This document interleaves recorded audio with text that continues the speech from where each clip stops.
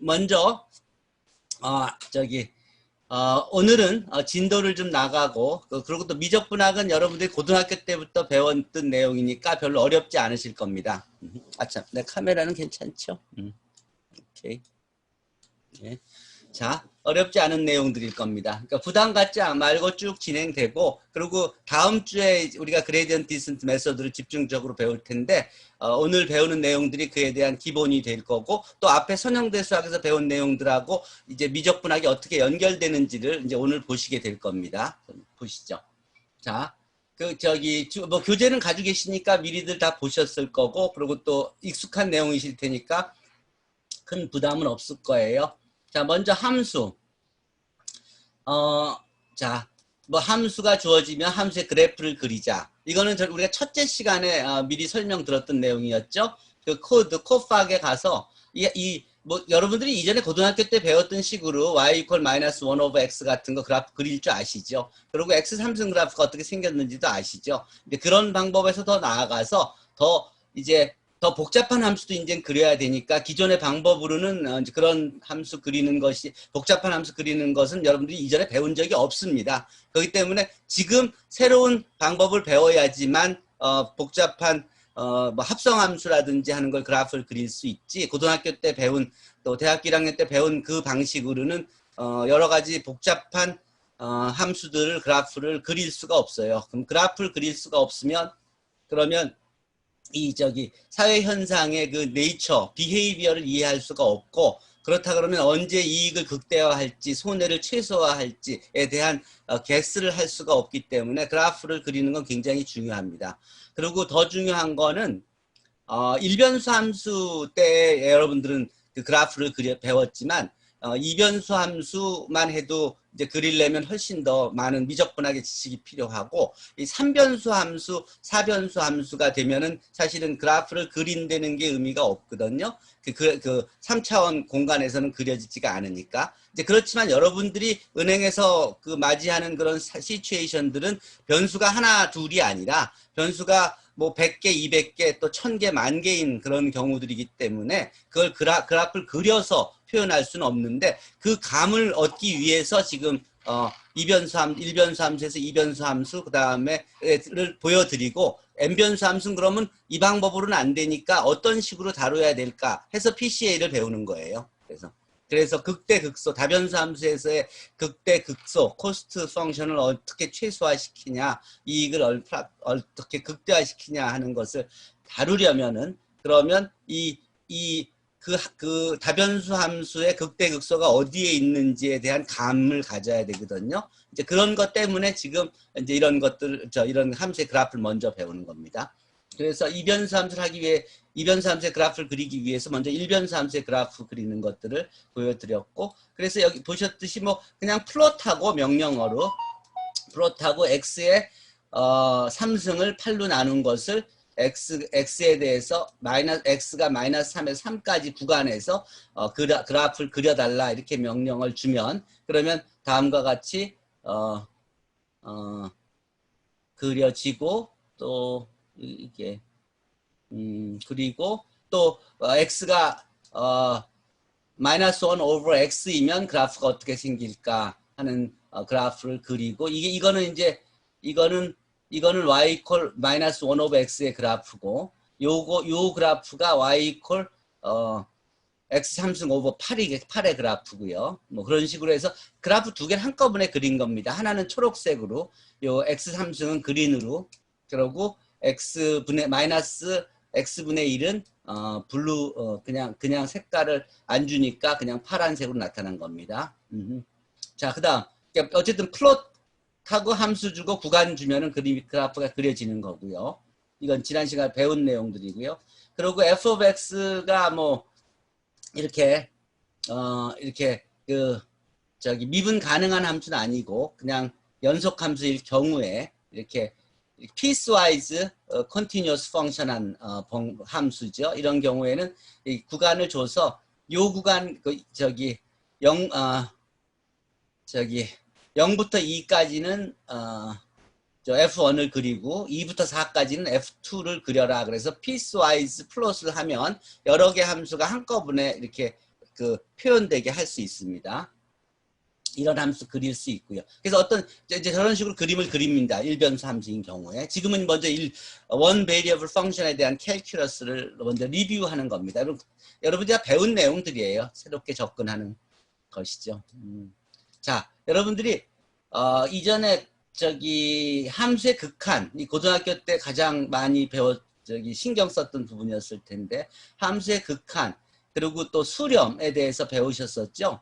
그 수렴에 대한 개념을 고등학교 때는 리거러스하게 가르치지는 않았는데 이게 사실은 굉장히 이 엄밀한 그런 그 개념이에요. 이제 칸토르 같은 수학자가 이 개념을 이 무한소에 대한 개념을 생각하면서 정신병자로 이렇게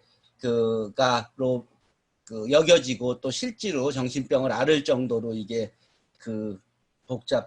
이게 굉장히 심오한 문제인데 지금 여러분들 뭐 사회 일반인들한테 이 입실론 델타 데피니션을 설명해 줄 뭐 암기해서 또 증명하라 이런 식으로 할 생각은 없고요.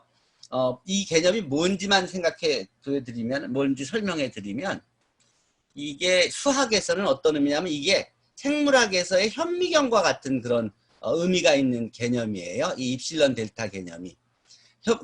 우리 이전에는 병이 생겨도 그 병균이 도대체 뭔지를 파악을 못하니까 이 병을 잡을 약을 만들 수가 없었죠. 근데 현미경이 나오면서 그 병 걸린 사람의 침이라든지 피라든지를 이렇게 보면서 거기에 따른 일반인들한테 나타나지 않는 그 병균이 나타나면 그 병균에다가 어떤 약을 집어넣으면 그 병균만 죽는지를 파악해서 약을 만들어서 그야말로 인류의 라이프가의 그 퀄리티를 엄청 높였듯이 그리고 생물학의 발전을 이끌었듯이 이 수학에서의 발전을 이끈 그 현미경이 이 리밋 입실론 델타 개념이에요. 이게 무한소 개념인데 이게 어떤 의미냐면 우리가 x가 a로 접근한다 그러면 그럼 x가 a로 접근할 때 f of x는 b로 접근한다. 요 개념을 우리가 손으로 그림을 그리면 그러면 그냥 가까이 가긴 가는데 이 x 곱하기 sin 1 of x 그래프라든지 또 x제곱 곱하기 sin 1 of x제곱 그래프라든지 하는 것들은 x가 0으로 수렴할 때 거기서 도대체 무슨 일이 벌어지는지 그 A4 용지 한 장에서는 도저히 파악할 수가 없거든요.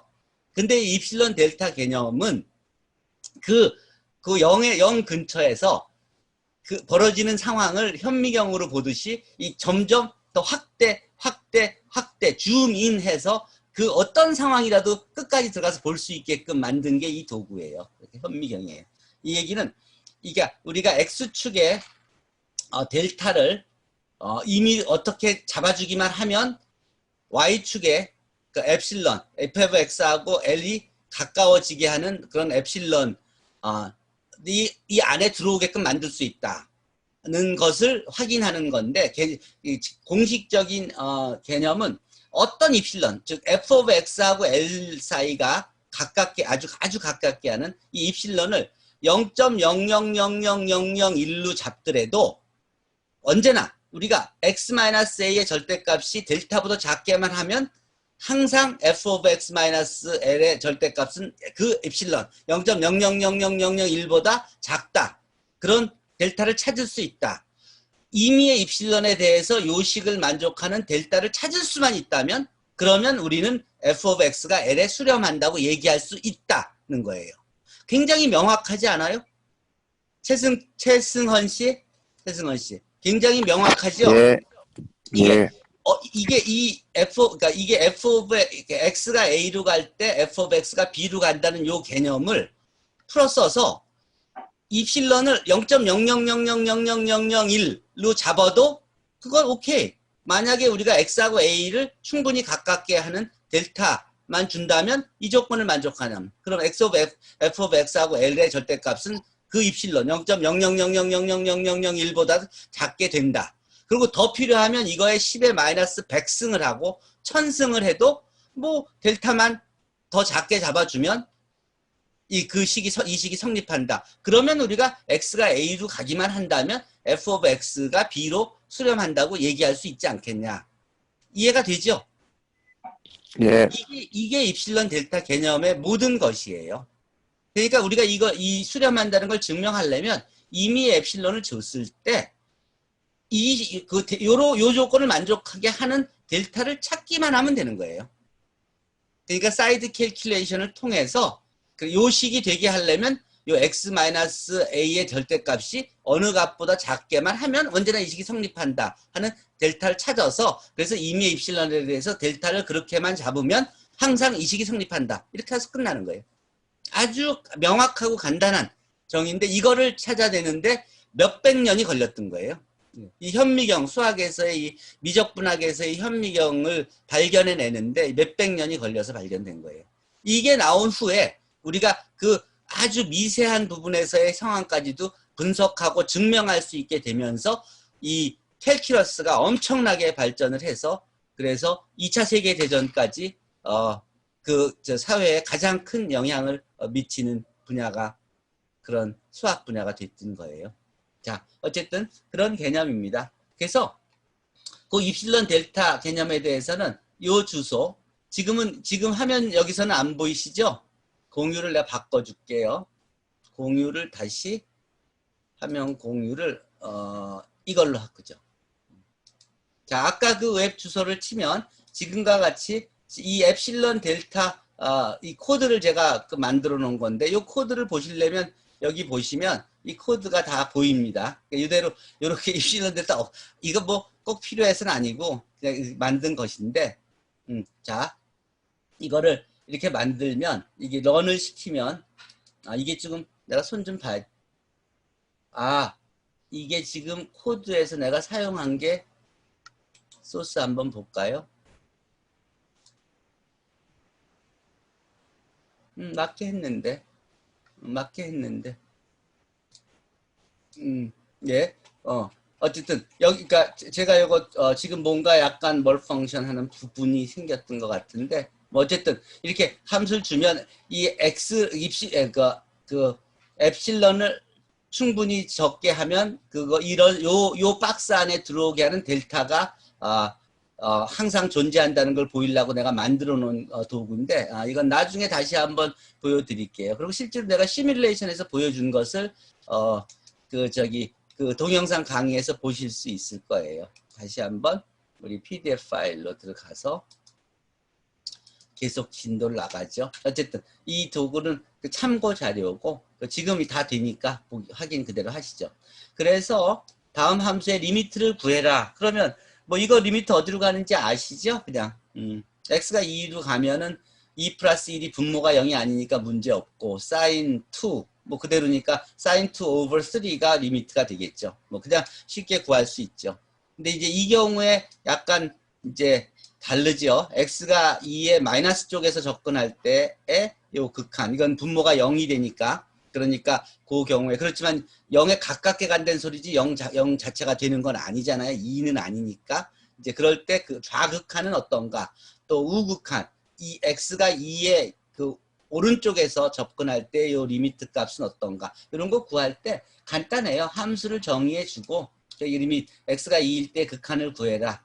리미트 g of x가 2로 갈 때 리미트를 구하라. 그럼 바로 구해 주고요. 아까 위에 x제곱 마이너스 x를 앱솔루트 밸류의 x 마이너스 2로 하고 그 f of x가 2의 디렉션이 마이너스로 접근할 때 리미트를 구해라. 또 x 같은 함수를 리미트를 구할 때 그 디렉션을 플러스 우측에서 할 때 리미트를 구하라. 그러면 여기서 보셨듯이 이 3분의 1의 sin 2x 이쪽 거 레프트 리밋은 마이너스 4, 라이트 리밋은 플러스 4로 이렇게 구해줍니다.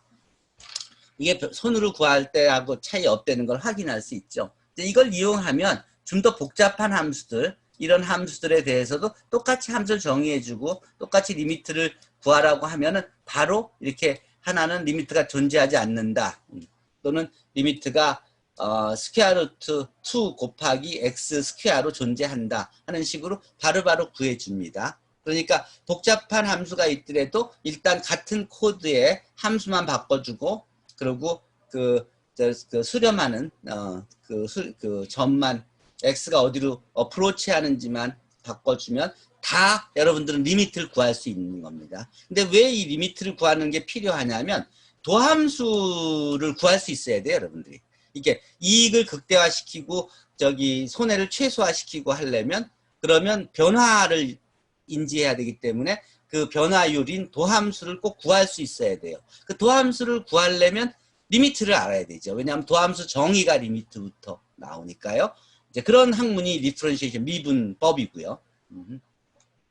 자, 그래서 미분 가능하다. 여러분들 그 뭐 아시겠지만 다 배웠으니까 이게 연속함수 이렇게 스무스한 연속함수 이렇게 부드럽게 스무스한 함수에서는 다 미분 가능하지요. 도함수가 존재하지요. 근데 이렇게 뾰족한 이런 데서는 도함수가 존재하지 않지요. 그리고 또 이렇게 x 뭐 아크 탄젠트 같은 그런 함수에서 같이 이렇게 이 접선의 기울기가 인피니티인 경우도 있을 수 있죠. 이렇게 함수가 이렇게 올라갈 때는 기울기가 인피니티 있을 수도 있죠. 자, 어쨌든 여러 가지 경우가 있어요. 그러니까 어떤 경우는 미분 도함수를 구할 수 있고 어떤 경우에는 도함수가 존재하지 않아요. 그럼 그 개념이 어디서 나오냐면은 바로 이 도함수를 이렇게 정의했기 때문에 그래요. 이게 기울기의 개념을 정의한 거고 이것이 존재하면 이 리미트가 존재하면 f of x는 x equal a에서 미분 가능하다, 디퍼런셔블 하다 하고 그리고 그것을 f of x a에서의 디퍼런셜 코에피션트 미분 계수라고 부르지요. 그리고 또 중요한 건 미분 가능이면 연속이고 연속이면 적분 가능이다. 그래서 뭐 미가 연적이라고 제가 고등학교 때 배웠었는데 어쨌든 미분 가능이면 연속입니다. 여러분들 다 아실 거고 그거 알아야지 수능 시험 보실 수 있었을 테니까. 자, 그렇지만 연속이라도 항상 미분 가능한 것은 아니라는 건 여러분들 보셨듯이 이런 함수는 연속이지만 여기서는 미분 가능한 여긴 리미트가 존재하지 않기 때문에 즉 레프트 리미트하고 라이트 리미트가 다르기 때문에 그렇기 때문에 리미트가 존재하지 않고 리미트가 존재한다는 건 레프트 리미트하고 라이트 리미트가 같아야 되는 거잖아요. 근데 레프트 리미트 아까 절대값 함수에서 봤듯이 이렇게 뾰족한 상황이 생겼을 때는 도함수가 리미트가 두 개가 레프트 리미트, 라이트 리미트가 다르니까 도함수가 존재하지 않죠. 그리고 또 이제 그러면 이제 미분 가능은 이제 그렇게 복습을 하고 그러니까 미분 가능한 게 한 점에서 미분 가능한 게 쭉 나가서 이 구간 전체에서 미분 가능하면 우리가 f of x가 그 구간에서 미분 가능하다 이렇게 얘기하고요. A, 뭐 C, D 구간에서 미분 가능하다 뭐 이렇게 얘기하고 그리고 그렇게 구한 도함수를 뭐 f prime of x 또는 y prime 또는 dy over dx 또는 그냥 dy 이렇게 표시하기도 하지요. 그리고 이 도함수를 구하는 것이 우리가 differentiate 도함수를 구한다, 미분한다 이렇게 얘기를 하고요. 그리고 이 f prime of x를 구하는 거죠. 자, 도함수를 구하고 그 다음 도함수를 구하면 그 1차 도함수가 함수잖아요. 또 하나의 그 함수를 또 미분할 수 있죠. 그 1차 도함수의 도함수를 구할 수 있죠. 그럼 우리가 그걸 세컨드 데리버티브라고 하죠. 내가 2개 도함수라고 해요. 그래서 2개 도함수는 y 더블 프라임 또는 f 더블 프라임 오브 x 또는 d 스퀘어 y 오버 dx 스퀘어 이런 식으로 2차 도함수를 표시해요.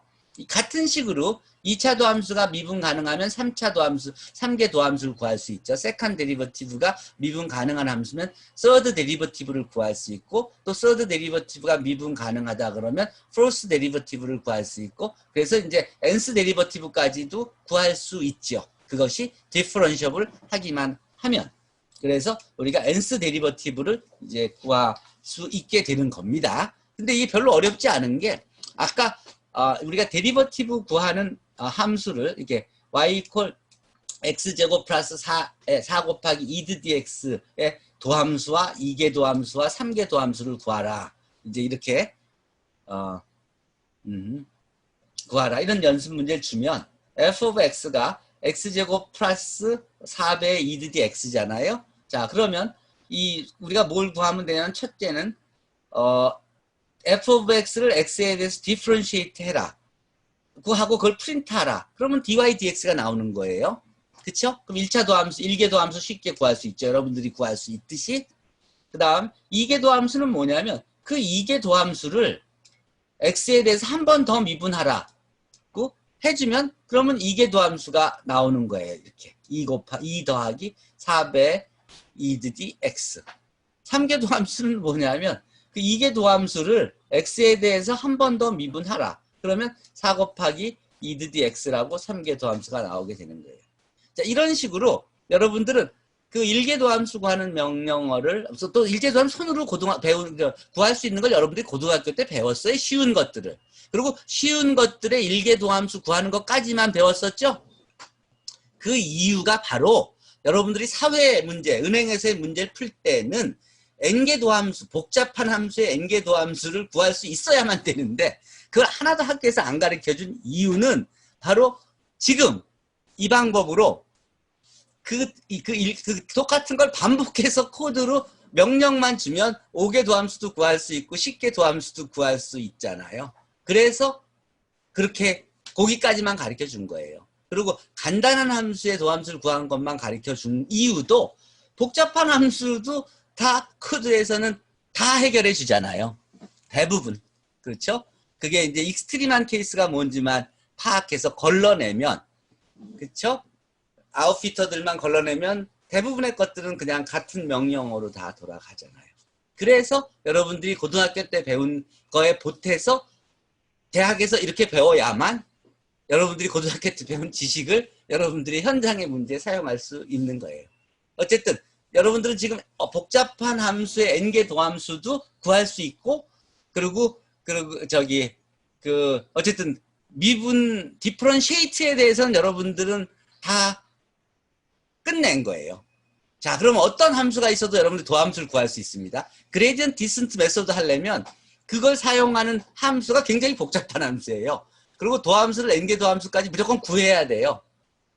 뭐 복잡해서 못한다, 뭐 계산량이 많아서 못한다는 거는 그거는 이유가 되지가 않아요. 그거는. 그러니까 무조건 할 수 있어야 돼요. 자, 그럼 여러분들이 지금 도함수를 구할 수 있죠? 그러니까 도함수를 구해서 하려는 것이 무엇이냐면 요 접선을 구하려고 그러는 거예요. 접선, 탄젠트 라인. 이 접선이 의미하는 바가 뭐예요? 이게 증가하느냐 감소하느냐 이런 거죠. 그쵸?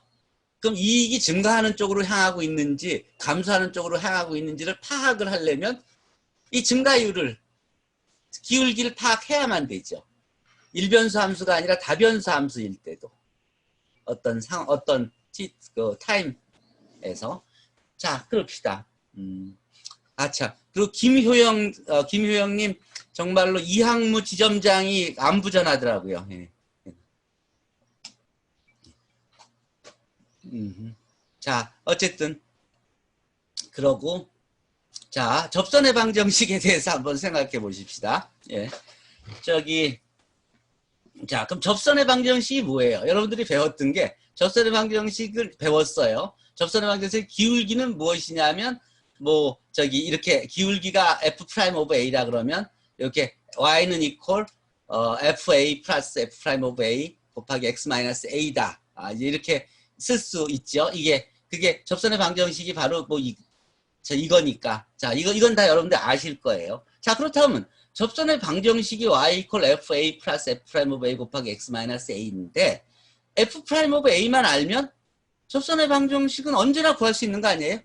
그렇지 않아요? 탄젠트 라인은 f 프라임 오브 a 구하는 건 여러분들이 이미 다 끝냈어요. 아무리 복잡한 함수를 주더라도 여러분들 f 프라임 오브 a 구할 수 있어요. 그러면 언제든지 접선의 방정식을 구할 수 있다는 소리예요. 자, 그리고 이 접선의 방정식하고 여기 수직인, 직교인, 올소고날인 그런 그 라인을 우리가 노말 라인이라고 하죠. 노말 라인은 제껴 놓읍시다. 기울기 곱하면 마이너스 1이 된다는 의미인데 여러분들 복잡한 것까지는 설명 안 해줘도 여러분들이 필요한 것 중심으로 설명을 할게요. 자, 한 점 4, 18에서 곡선 y equal x제곱 플러스 루트 x에 대한 접선의 방정식을 구하라 그랬어요. 자, 그러면 일단 도함수 4, 18점에서의 요 함수의 도함수만 구하면 되지요. 그럼 먼저 데리버티브 구하고 f of x의 도함수를 구하고 f of x, x에서 디퍼런시에이트. 그 다음 요식 잠시만요. 그 도함수를 그 점 4, 18에 그냥 집어넣어 주기만 하면 여기 4a, b가 있잖아요. 4, 18 집어넣어 줘서 프린트하라 그러면 바로 딱 나오죠. 4분의 33x 마이너스 15라는 방정식이 나오죠. 이게 바로 접선의 방정식이잖아요. 우리 접선의 방정식 입력해준 고식 그대로죠. 자, 마이너스 15 플러스 4분의 33x 그래프. 요 점에서의 접선의 방정식이 바로 표현되죠. 자, 접선의 방정식 이렇게 구하는 겁니다. 자, 이 코드를 이용하면 여러분들에게 어떤 함수를 주더라도 도함수를 구해서 그 점에서의 접선의 방정식을 구해서 프린트해주고 거기다 그래프까지 그려주죠. 두 개를 같이 더군다나. 그렇죠? 하나는 도티드 라인으로, 하나는 스트레이트 라인으로, 레드 라인으로. 접선의 방정식, 우리가 구하는 접선의 방정식은 레드 라인으로 플로트가 돼 있어요. 자, 그럼 여러분들은 이제 항상 언제나 접선의 방정식을 구할 수가 있습니다. 어떤 함수가 주어지더라도. 그것이 미분 가능하기만 하다면.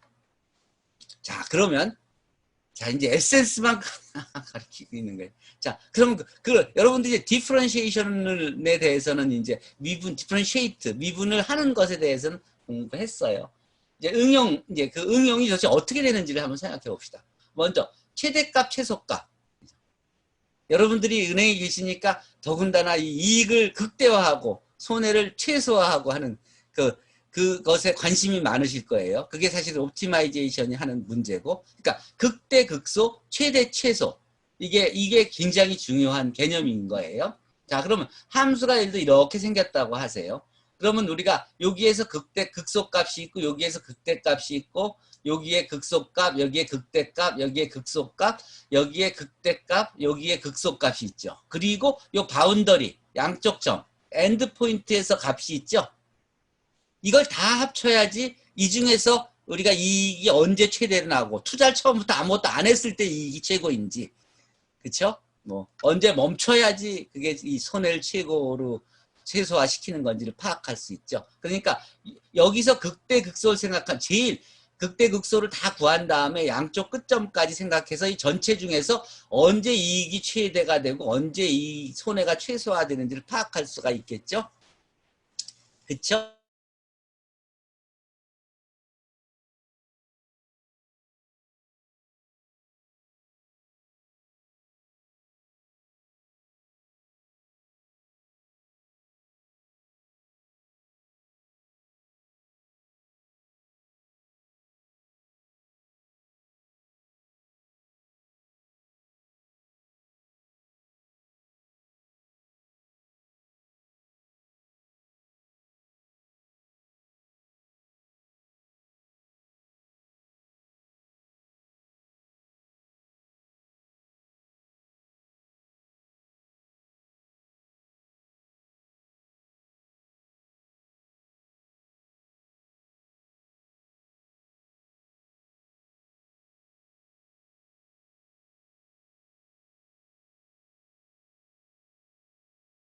요?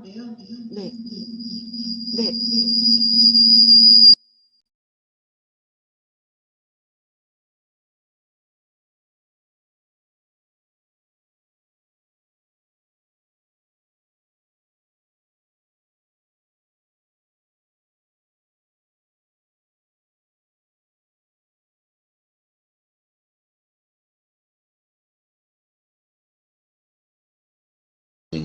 하고 그리고 제가 이론을 공부하는 건지 이거를 세이지 매스 코드를 쓸 수 있게 학습을 해야 되는 건지 그것도 좀 헷갈려요. 아, 네. 지금 두 가지 질문하셨어요.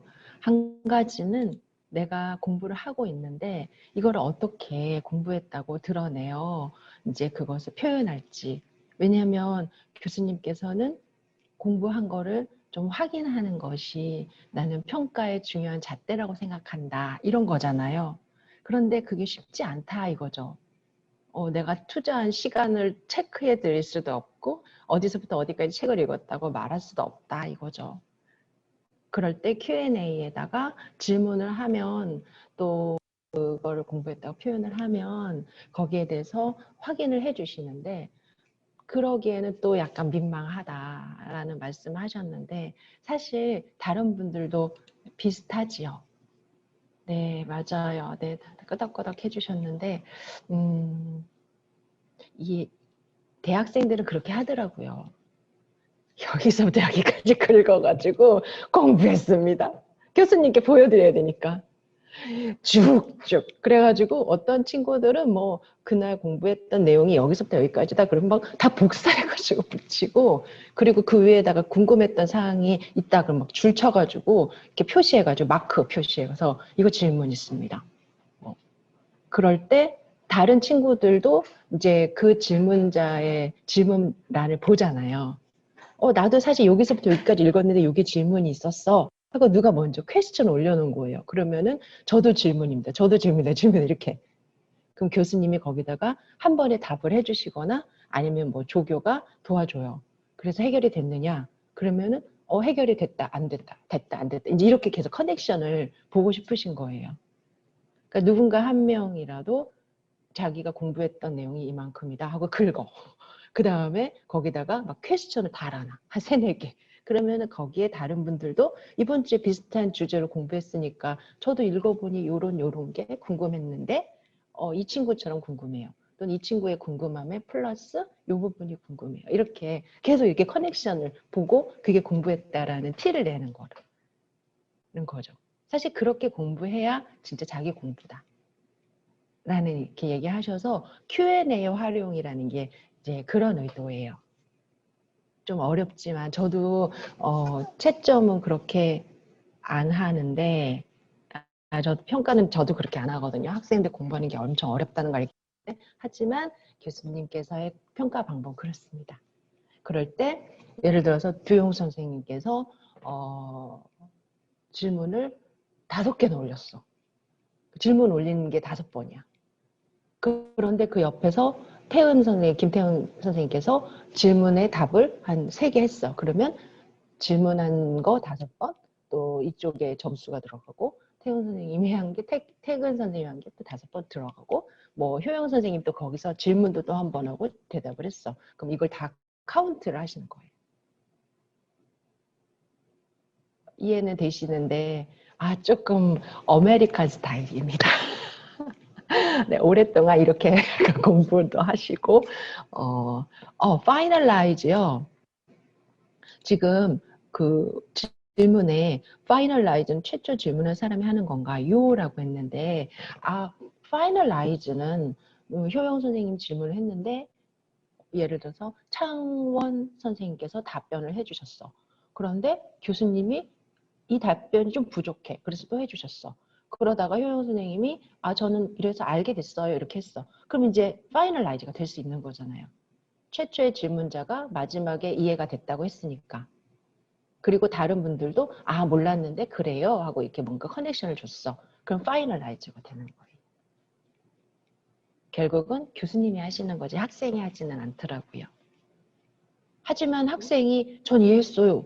그리고 옆에 다른 분들도 저 이해했어요. 재원 선생님도 이해했어요. 그러면 같이 그렇게 파이널라이즈를 만들 수도 있어요. 네, 이런 아이디어를 갖고 지금 Q&A를 사용하고 있습니다. 그 다음에 또 두영 선생님이 2번째로 질문하신 게 뭐지? 첫 번째 대답하다 잊어버렸어요. 2번째 질문이 뭐였죠?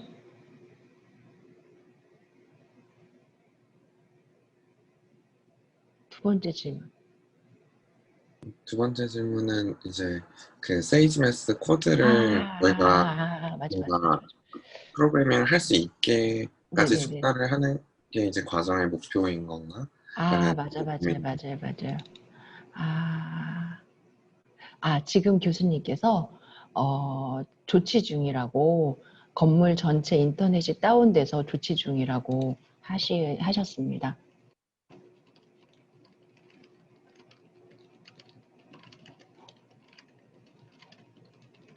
네, 질의응답 하고 있습니다. 질의응답 부분도 녹음 중입니다. 네, 지금 여러분들의 질의응답 부분도 녹음을 해서 교수님이 들어서 이제 함께 공유해야 되니까 이렇게 말씀드렸고요. 세이지 메스는 도구잖아요.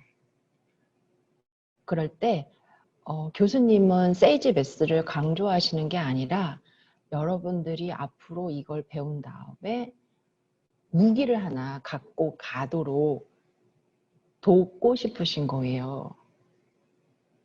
그냥 배웠다. 나는 책을 배웠어. 이런 게 아니라. 그래서 세이지 메스의 그 중요성 뭐 이런 거가 이 수업의 메인은 아니에요.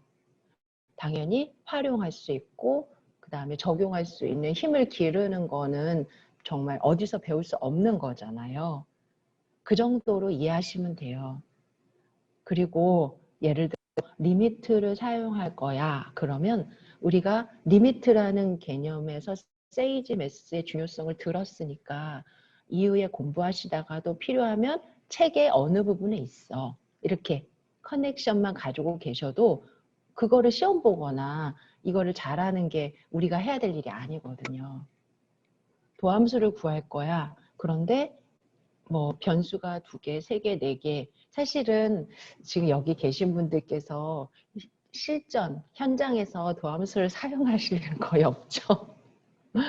하지만 누군가가 어떤 거를 가지고 와서 제가 이렇게 했는데요 라고 했을 때 이제 뭐 최대, 최소나 최적이다 그러면 그 원리를 도함수적으로 분석할 때 내가 확인해 볼게. 근데 못할 거면은 활용할 수 있도록 미리 이렇게 알고 있는 루트를 만들어 주시는 거예요.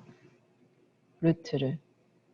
그러니 이런 어려운 것도 지금은 이 세상이 변해서 이렇게 도함수도 빨리 구해지는구나. 그래프도 이렇게 쉽게 구해지는구나. 이렇게 알고 다른 분들의 그 그러니까 활용을 하시라는 뜻이지요. 굳이 세이지 메스가 메인은 아니에요. 그런데 저도 세이지 메스를 교수님을 통해서 배웠는데 뭐 다 프로그램은 좋은 것 같아요. 그럴 때 가장 그 AI하고 잘 커넥션 되는 게 세이지 메스고 또 무료잖아요. 그래서 이후에도 지금 선생님들께서 AI 이상구 교수님 수업이 아니더라도 이후에 더 많은 것들을 경험하시고 학습하실 때 도움 많이 되시더라고요. 그러니 뭐 꼭 알아야지, 외워야지 이렇게 하는 게 아니라 세이지 메스라는 것들을 이용해서 요즘 대학생들을 공부하는구나. 그리고 이미 손으로 하는 시대는 끝났구나. 컴퓨터를 좀 더 잘 이해하려면 이런 프로그램을 돌리는 것에 대해서 내가 익숙해져야 되는구나. 뭐 그런 거라고 생각하시면 돼요. 네. 네, 감사합니다. 그리고 하나 네. 더 드리면 세이지메스 쓰다가 보면은 계속 세션이 끊기는 것 같은 에러들이 막 나와요. 그래요? 네, 예를 들어서 변수 A 행렬 매트릭스가 분명히 이제 코드를 바꾼 건 아닌데 좀 전엔 됐는데 이제 그냥 똑같이 다시 런 실행을 이발리에이트 했을 때 이제 약간 세션이 끊겨서 아예 동작을 안 하더라고요. 이거는 예를 들어서 교수님은 세이지 메스로 그래프 그리는 거를 되게 좋아하시는데 저는 지오지브라로 그래프 그리는 걸 좋아하거든요. 지오지브라는 우리 배웠던 y는 x제곱 이렇게 그냥 쓰면은 바로 그래프가 돼요. 그런데 이건 코딩이다 보니까 이 코드를 다 넣어야 돼요. 괄호 하나가 빠지거나 그러면은 결과가 안 나와요. 그래서 되게 예민해요. 저도 세이지 메스 사실 쓰면서 되게 힘들더라고요. 예민해서. 그런데 그런 이게 끊기고 이런 거는 기술적인 부분일 수도 있고 우리가 사용하는 사용자가 아직 익숙하지 않아서 이런 거 조금 잘못 이렇게 해서 끊길 수도 있고 그러지 않을까 싶어요. 저희랑 관계가 없이. 그리고 오픈소스다 보니까 뭐 인터넷 상황도 조금 들어가지 않나 싶은데 이 부분을 교수님께 여쭤보면은 많이 활용해 보셨으니까 답변이 수월하실 것 같아요. 그래서 교수님께 한번 여쭤보는 걸로 두영 선생님이 해주세요. 다시. 네. 알겠습니다. 네. 네. 예, 저기 다른 질문이 하나 있는데요. 예. 성훈 최승훈입니다. 예, 예. 최성훈 선생님 안녕하세요. 네. 예. 지금 제가 여기 지금 계신 분들이 다 백그라운드가 다르고 이제 시작점이 다 달라서 그렇죠. 사실 이 강의를 수강하는데 저희가 이제 교수님께서 해주시는 강의를 나름 이제 남는 시간을 이용해서 따라가고 있는 그러니까 진도를 이제 복습하는 개념이죠. 사실 교수님이 말씀하시는 내용을 전부 다 이해하지 못하니까. 그러다 보니까 맞아요. 이제 진도가 천차만별이 되는 거죠. 어떤 사람은 어떤 부분에서 이해가 안 돼서 멈춰 어, 있는데, 예, 네. Q&A는 계속 올라오고, 예, 그렇게 하다 보니까 이제 사실 저희도 이제 교수님께서 이쪽에 시간을 많이 할애하시는 거에 대해서 감사하지만 사실은 이제 다른 분들이 진행하고 있는 내용들에 대해서 이해할 수가 없고, 네. 이제 그거를 다시 제가 물어보려고 하면 이미 진도는 저기 끝까지 나가 있는데 내가 이 기본적인 거를 물어봐도 될까? 라는 부담감이 조금 있거든요. 그래서 이제 Q&A를 보긴 하지만 이게 무슨 내용이지 하고 한참 공부를 하고 이 내용이구나 하고 나면 이미 그 문제는 끝났고 그러면 제가 그거에 대해서 다시 질문 드리기가 조금 이제 이걸 찾아봐서 다시 내가 이걸 확인해야 되는 건가? 혹은 내가 여기서 다시 이 Q&A를 열어서 진행을 해도 되는 건가? 이런 거에 대해서 좀 약간 고민이 좀 있거든요. 이게 계속 다르면 이제 이 Q&A 보드라는 게 엄청 지저분해질 거고 남들이 나 혼자 이게 교수님하고 1대1로 이런 소통을 하는 걸로 제가 생각을 해도 되는 건지 이런 게 조금 궁금합니다. 예. 제가 지금 질문해 주셨는데 그 부분 때문에 교수님하고도 어제까지 계속 여쭤봤었어요. 교수님, 여기 계시는 분들이 다 일도 하시고 또 공부까지 하는 게 쉽지는 않을 텐데 학생분들이 공부하시듯이 너무 조금 타이트합니다. 조교인 저도 그렇게 학생이 아닌 상황에서 교수님 옆에서 따라가야 되잖아요. 전 조교니까. 그런데도 제가 보기에 여기 참여하시는 분들이 힘드실 거라는 거 알거든요. 선영대에서 인강 찾아 듣는 1인입니다. 그 인강마저 출퇴근 시간 지하철 말고 들을 시간이 없어서 정말 그럴 거예요. 네, 울지 마세요. 근데 그래서 그 얘기를 했어요, 저도. 그런데 교수님은 지금 아니면 언제 공부를 하냐. 다음에라는 거를 우리가 기약하려고 이 자리에서 공부하겠다고 만난 건 아니잖냐. 그래요, 맞아요. 저도 그렇게 생각하지요. 그런데 24시간 공부를 할 수 있는 학생들도 가방 쥐고 제대로 공부하는 시간이 10분 안 됐던 기억을 우리 되새긴다면 지금은 그거 아니더라도 너무나 많은 시간이 다 이렇게. 근데 교수님 의견은 그렇습니다. 우선은 배우려고 왔으니까 좀 배우자. 그게 어렵던 쉽던. 그리고 할 수 있는 만큼은 하도록 도와줘야 되지 않느냐. 네, 문과생 분들은 너무 어려울 것 같고 이과생 분들도 어렵습니다. 사실 저도 어려워요. 눈 깜짝하니까 한 단어 싹 가 있고 눈 깜짝하니까 두 단어 싹 가 있고 그래서 그러다가 막 맞아요.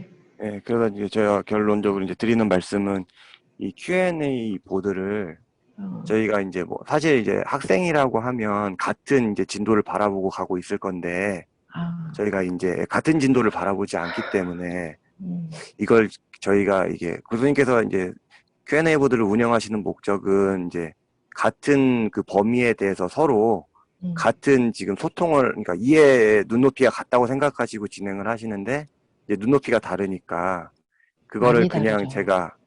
그거를 제가 이해를 못할 때 그냥 상시적으로 이용을 해도 그냥 그거를 이제 제가 지금 예를 들어서 미분을 나가고 있지만 제가 그레디언트 메소드를 이해를 못했어. 그러면 그때 올려도 그냥 상시적으로 이렇게 답변을 달고 그게 중복되는 질문이다 하더라도 예, 네. 그냥 문제가 없이 그냥 제가 이해를 못하면 다시 한번 다뤄도 예, 그런 용도로 활용을 해도 되는지에 대해서 예, 제가 조금 네. 알고 있습니다. 예. 네. 두 가지 질문이셨어요. 1번은 진도와 관계없이 공부를 하다 보면 궁금하다. 앞부분일 수 있잖아요. 근데 진도가 벌써 3단원인데 1단원 질문하면 좀 창피할 수도 있고 그런 거를 고려했을 때 질문이 있어도 못하게 되는 교수님 다 들어오셨다. 네. 네. 네. 질문하시면 돼요. 그런데 질문하시기 전에 미리 앞에 나랑 비슷한 질문이 있었나를 한번 봐주시고 질문을 해주셔야 될 거예요. 교수님이 Q&A를 오픈시켜 놓는 이유가 그런 부분이거든요. 지금 궁금하다고 딱 질문했는데 알고 봤더니 저 앞에 벌써 한 30번째 질문하신 분도 계시잖아요. 그런 거 없이 이유를 불문하고 질문을 딱딱딱 하는 거는 Q&A를 하지 못하는 거다라고 말씀을 하셨어요. 분명히 내가 궁금했던 건 누군가가 미리 질문했을 예, 것이고 오래 기다리셨습니다. 네. 네. 자, 여러 상황이 다 벌어지네요. 자, 잠깐. 예. 교수님. 박 박사님 수고하셨어요. 네. 네, 교수님. 네. 네, 지금까지 어서 오세요. 자, 들어오세요. 예. 인터넷 지금 살아났습니다. 예. 네. 그 차단기가 떨어져서 살려놨대요. 네, 알겠습니다. 제가 한번 확인해 보겠습니다. 아이고, 차단기가 떨어진 이유가 뭔지만 파악해 주시면. 네, 예. 예, 수고들. 자, 네. 자, 잠깐만요. 제가 이제 공유 걸게요. 교수님. 네. 목소리 들려요? 네, 아주 잘 들립니다. 그래요? 네, 한 가지만 말씀드리고 수업 진행하셔도 될까요? 여보세요? 교수님? 네.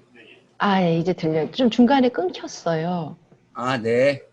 미분의 응용. 자, 제가 화면을 하고 화면 공유를 다시 걸겠습니다. 예, 네. 그리고 공유하고. 자, 그래요. 아이고, 이것까지 다 녹화된 셈이 됐네요. 그래요. 자, 그러면 다시 이어서 설명을 하도록 하겠습니다. 지금 상황은 무엇이었냐면 어떤 이유로인지 지하실인가 어디에서 전원 차단기가 내려졌대요. 여기가 지금 이 과학관과 기초학문관 그 다음에 생명공학관이 다 리모델링 중인데, 근데 거기서 지금 무슨 이유로인지 전원이 다운되면서 랜선이 작동을 안 해서 인터넷이 다 작동이 안 됐었어요. 그래서 내가 학장실에 가서도 해봐도 안 되고 보니까 모든 건물 사람들이 다 나와서 지금 조치를 했는데 정보통신처장님한테 연락을 드리고 정보통신처장님이 사람을 보내서 그래서 확인해 보고서는 좀 정상화 시켰습니다. 앞으로는 그런 일이 없도록 할게요. 자, 계속해서 먼저 지금 그동안은 이제 박경원 박사님이 Q&A에 올라온 질문들에 대해 설명을 해주셨을 거고, 그리고 저희가 이제 중간고사에 대해서는 좀 이따가 이어서 설명해 드리도록 할게요. 자, 지금은 우리가 이제 뉴턴스 메소드로 갈 차례인데, 아까 우리가 최대값, 최소값에 대해서 말씀을 드렸죠. 자, 계속하겠습니다. 자, 여기서 최대값은 여기고 최소값은 이제 여기라는 것을 확인했고, 그거를 확인하려면 그 엔드포인트와 극대값, 극소값을 모두 찾은 다음에 비교해서, 그래서 극값에서의 함수값과 구간의 양 끝점에서의 함수값을 비교하여 최대값, 최소값을 구할 수 있다고 했습니다. 그래서 마이너스 3과 3 사이에 있는 연속함수 f of x에 대해서 최대값과 최소값을 구하라. 그러면 먼저 f of x를 정의하고 그 다음에 그래프를 그리면 이제 그림이 그려지겠죠. 그 다음에 도함수를 구해서 도함수 이퀄 0이라고 놓고 솔브를 하면 그러면 이제 해가 나옵니다. 이게 3차식이었으니까 도함수는 2차식이 되고 2차식이 되면 이렇게 두 개의 식이 나옵니다. 두 개의 값이 나왔습니다. 이 경우에는. 그럼 여기서 그 값을 구하죠. 그럼 요 극값에서의 맥시멈 극값에서의 밸류를 구하고 또 엔드 포인트에서의 밸류를 구해서 그것들을 비교해서 그래서 여기서 비교 맥시멈은 요 4개 값, 요 엔드 포인트와 요 2개 극값에서의 맥시멈 값을 MA로 하고 요 4개 점에서의 함수값 중에서 미니멈을 최소값으로 해서 프린트하라고 하면 최대값은 24, 최소값은 마이너스 24로 이렇게 나오게 되죠. 이런 식으로 함수를 주고 도함수를 구해서 또 극값을 구한 다음에 그 극값에서의 그 함수값과 엔드포인트에서 함수값을 비교해서 극대값, 극소값을 구할 수 있습니다. 자, 지금 저기 뭐냐 PDF 파일 다 잘 보이시죠? 네, 잘 보입니다. 더 확대를 해줄까요? 자, 이제 뉴턴스 메소드에 대해서 설명할게요. 뉴턴스 메소드는 주어진 함수의 그래프를 그린 후에 이제 이렇게 그린 후에 그럼 그리면 이 그림에서 보면 이 함수 감사합니다. 어쨌든 복구가 됐는데 PC 같은 건 나간 건 아니지? PC 나간 건 아닙니다. 랜선만 저기서 랜선만 끊어진 거예요. 아, 랜만 하네. 랜만 해서 끊어져서 저희 그 AI MBA 학생들이 20명이 정말 고급 교육을 받고 있는데 30분을 저희가 날려보냈습니다. 지금 다 보니까 전기실에서 메인 차단기가 나갔다고. 메인 차단기가 전기실에서 지하실입니까? 네. 알겠습니다. 네. 네. 다음에 그런 일이 없도록만 조치 잘해 주십시오. 감사합니다. 네. 감사합니다. 자, 이 경우에 이제 뉴턴스 메소드가 뭐냐면 아까 같이 솔브해서 해가 정확히 딱 나오면 그 값이 뭐 스퀘어 루트만 이렇게 나온 거잖아요. 근데 그렇게 그 뭐 자연수 뭐 2, 4 뭐 이런 식으로 정수 마이너스 5, 뭐 분수 3분의 7 이 정도는 인수분해로 구할 수 있지만 이제 스퀘어 루트가 나오고 또 해에서 로그가 나오고 뭐 그다음에 익스포넨셜이 나오고 이러면은 사실은 그거는 우리가 그 인수분해로 풀 수가 없잖아요. 이제 그럴 때 그 극값을 구해야 되거든요. 자, 극값을 어떻게 구하냐면 f 프라임 오브 x 이퀄 0이라고 놓고 이제 그걸 솔브해야 되죠. 그럼 f 오브 x를 이렇게 그리면 이제 f 프라임 오브 x를 그리면 여기가 지금 보시면 f 프라임 오브 x에 여기가 요 점이 이제 그 극값을 주는 해가 될 수 있잖아요. 요걸 구하는 게 굉장히 중요한 거예요. 근데 이게 인수분해로 구할 수가 없으니까 이거를 이제 수치적으로 구할 수밖에 없어요. 그 값이 딱 떨어지는 값이 아니라 뭐 2.34278903 이렇게 해서 뭐 소수점 이하 수십 자리로 가니까 그거를 구하기 수치적으로 구할 수밖에 없어요. 손으로는 못 구해요. 자, 그러니까 일반적인 경우에 요 해를 구하는 방법이 바로 이제 그 여러 가지가 있는데 그 이터러티브 메소드로 구하는데 이렇게 단계별로 점점점 그 값을 수렴해 가는 그 중에 이제 하나가 뉴턴스 메소드예요. 즉 요것을 만족하는 이제 요 접선의 방정식을 구할 때 그때 요 데리버티브를 이제 구하는 거잖아요. 요 데리버티브를 구하기 위해서 이제 우리가 첫 번째 시작을 요 점에서 시작하면 요 점에서 시작해서 거기서 접선을 구하면 그 접선이 여기 그 X축을 만나죠. 그러면 여기서 A1에서 시작했다 그러면 요 접선이 여기 만나는 점을 A2라고 해요. 그러면 F 오브 A2를 구하면 요 점이 되죠. 요 F 오브 A2 요 점에서 접선을 또 구해요. 그러면 거기 접선이 쭉 가서 요쯤에서 만나게 되죠. 그러면 요 점이 A3가 되고 A3에서 또 F 오브 A3를 구한 다음에 그 점에서의 접선을 구하면 그것이 X축과 만나는 게 A4가 되고 하는 식으로 점점 가다 보면 그 해에 수렴해 가는 걸 확인할 수 있겠죠. 그러니까 접선을 계속 구하면서 접선이 X축과 만나는 점의 위값에서 또 접선을 구하고 또 하고 이런 식으로. 단지 이게 요런 모양으로 해서 요런 모양으로 가까운 데서 시작하면 언제나 수렴한다는 거예요. 그게 뉴턴스 메소드의 키예요.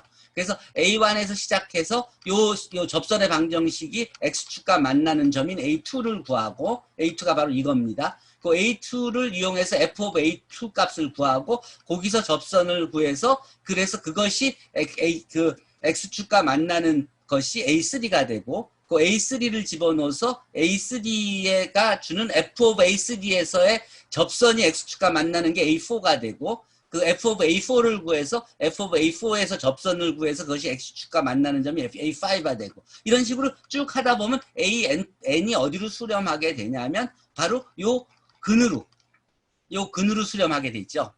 자, 요 테크닉을 도함수에다 이용하면은 그 값이 어디에 생기는지를 찾을 수가 있다는 거예요. 이 굉장히 아주 잘 알려진 그 뉴턴스 메소드입니다. 이 뉴턴스 메소드는 이제 요 주소에 들어가서 실습해 보세요. 실습해 보시면 함수가 이렇게 주어졌을 때 요 함수의 요 극값을 요 값을 구하기 위해서 요 점에서 시작하면 한 단계, 두 단계, 세 단계, 네 단계 하면서 수렴하는 게 가까워 확인할 수가 있습니다. 차이가 줄어들면서 수렴하는 걸 확인할 수 있습니다. 즉 여기서 이 f of x가 sin x 플러스 1이니까 여러분들이 이거를 이제 도함수를 구하면 코사인 x가 되고 이거에 이제 어디서 이것이 x축과 만나는 거를 확인하는 겁니다. 뭐 이런 식으로 해서 이제 여러분들이 일단 그 근을 언제나 구할 수 있다. 근데 그 근을 인수분해로 구하는 게 아니라 그 이터러티브 메소드로 그래서 이 f of x 이퀄 0이건 f 프라임 of x 이퀄 0이건 f 더블 프라임 of x 이퀄 0이건 또 f 트리플 프라임 of x 이퀄 0이건 어떤 경우도 그 어떤 함수가 주어지더라도 그것이 x축과 만나는 그런 그 해를 이제 부분적으로 로컬리는 구할 수 있다는 것을 이해하는 겁니다. 그게 이제 여러분들이 미분 배운 거 끝이에요. 고등학교 때 미분을 이렇게 배웠다 그러면은 1변수 함수의 미분은 사실은 일주일이면 끝날 수 있겠죠. 지금 반학기 하는 거 하나 미적분 고등학교 때 실제로 그걸 하기 위한 기초 작업을 여러 고등학교 때 배웠던 거라고 생각하시면 돼요. 이어서 적분을 하고 우리가 브레이크를 좀 갖도록 하죠. 적분까지 다변수 하기 전까지. 자, 적분은 여러분들 아시지 이제 부정적분. 부정적분 면적 구하는 거죠. 그 A에서 B까지의 적분값. 그리고 이 적분 기호, 그리고 이 부정적분을 구하는 것을 우리가 적분한다고 하고, 그 다음에 적분 기호가 인테그랄로 이렇게 표시되고, 또 f of x를 P적분 함수라고 하고, dx를 적분 변수라고 하고, 우리가 이렇게 요 식을, 익숙한 요 식을 알고 있죠. 그 다음에 요 C를 적분 상수라고 하고, 그래서 우리가 AB 구간에서 연속인 함수 f of x가 있으면 그런 적분 가능하다고 하고 그 AB 구간에서의 그 정적분을 이렇게 S 이퀄 인테그랄 A에서 B까지 f of x dx라고 정의하고 그게 바로 요 면적 S가 되죠. 면적. 자, 한번 면적 이거 적분 이거 나중에 보도록 하죠. 화면을 바꿔야 되니까. 자. 들어가서 한번 실습들 해보세요. 그리고 여러분들이 그 적분값을 구하기 위해서 이 리만 썸으로 이렇게 면적들을 뭐 심슨스 메소드 뭐 등등 해서 이렇게 이 직사각형의 면적들을 밑변과 높이를 곱해가지고 그래서 요것들을 합하면서 적분값을 요 면적을 구했죠. 그래서 요거 구간을 점점 줄여주면서 요 면적들을 합하면 그것이 요 적분값에 수렴한다는 것을 알았죠.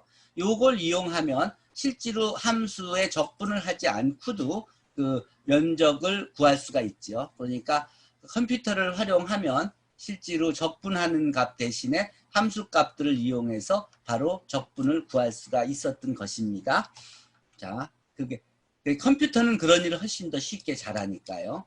적분에 관한 평균값 정리 여러분들 아실 거고요. 적분값을 구하는 건 적당한 값에서 밑변 곱하기 높이 하면은 이 적분값과 같은 값이 걔는 그런 그 사이가 존재한다는 얘기고 미적분화의 기본 정리 여러분들 아실 거고요. 도함수와 그리고 엔타이 데리버티브 사이의 관계 이게 굉장히 중요한 내용이죠. 미분과 적분을 연결시켜주는 브릿지지요. 그다음 여러분들 이런 적분을 구할 수 있죠. 물론 손으로도 구할 수 있고 하지요. 근데 이 함수가 점점 복잡해지면 이 적분이 점점 복잡해져서 공대에서 이 적분 값을 옛날에 컴퓨터가 없을 때 구하기 위해서는 딱 단순화시켜서 어느 포맷이 되면 그러면 이렇게 두꺼운 이 적분 공식집을 찾아서 그 공식식에다가 맞춰서 그래서 그 값을 구해갖고 그 다음에 이제 치환해서 원래 문제 답을 주는 식으로 해결해 왔습니다. 그것이 컴퓨터가 이제 이제 보편화되면서 그런 적분 책은 다 없어지고 이제 필요 없게 됐죠. 자, 어쨌든 이런 함수가 주어지면 여러분 같으면 지금은 어떻게 하냐면 고등학교 때 이 단순한 함수의 적분은 손으로들 구했지만 이제 단순한 함수의 적분이 코드로도 된다는 걸 확인한 다음에 복잡한 함수의 적분도 같은 식으로 활용해서 여러분들이 적분 값을 구할 수 있어야만 됩니다. 그러면 먼저 이 함수를 그리면 이런 식의 그림이 되죠. 요게 요 구간에서 요 구간까지의 요 적분 값, 요 면적을 구하라는 소리예요. 그러면 요 면적을 구한 게 플롯한 거고요. 그 다음에 우리가 적분 값을 구하는 것은 요 함수 f of x를 x에 대해서 2분의 1부터 2분의 스퀘어 루트 3까지 인터그랄 하라.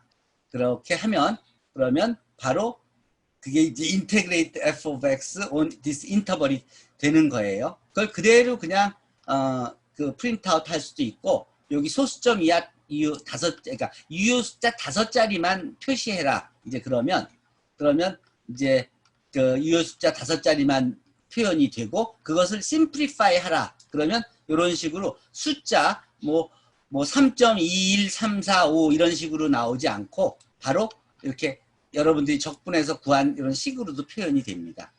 요 simplify full이 없으면 그냥 소수점 이하의 숫자로 나타납니다.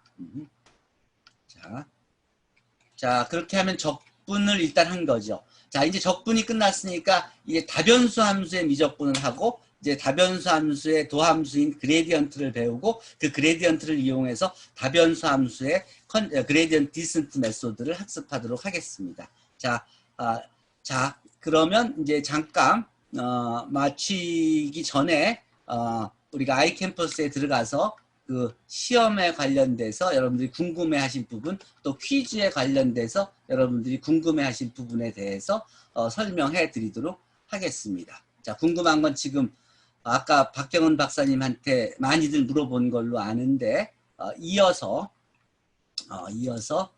하도록 하겠습니다. 자, 제가 공유 화면을 바꿔줄게요.